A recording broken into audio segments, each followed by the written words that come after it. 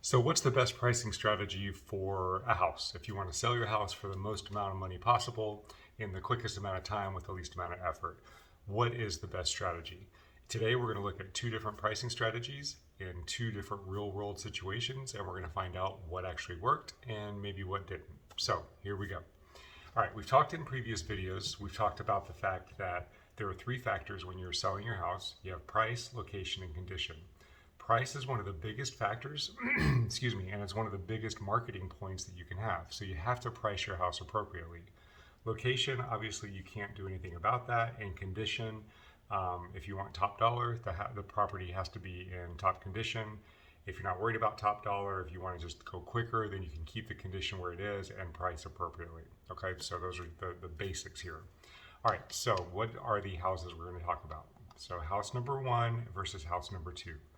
House number one, year built was 1979. House number two, year built was 2008. Now, I know this is a huge difference here, but I'm doing this because I'm trying to take into account condition and location so that we can see a price difference and we can see what the best strategy is.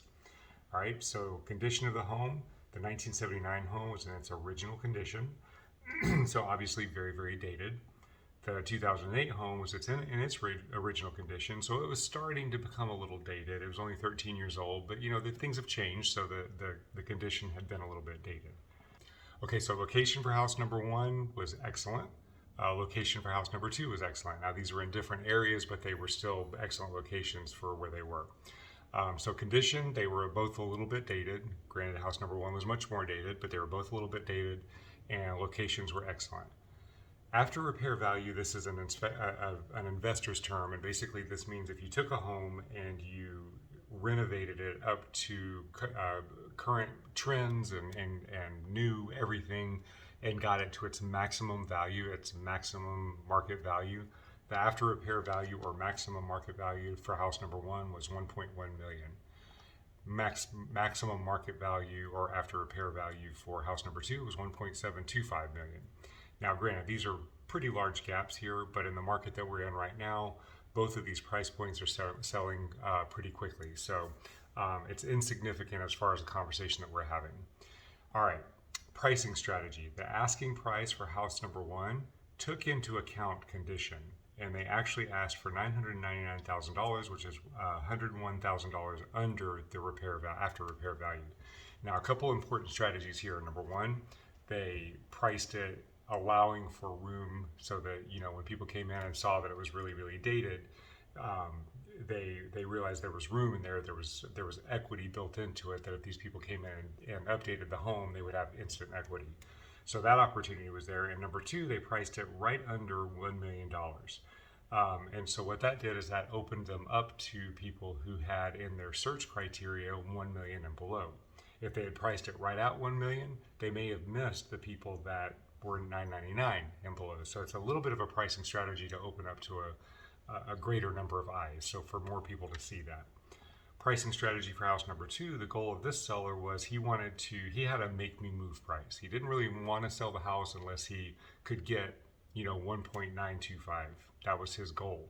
So instead of taking on a pricing strategy similar to this one over here, he wanted to just ask for the money. He figured the market was strong enough that buyers were overpaying for properties. It's not uncommon for them to overpay $200,000 for a property.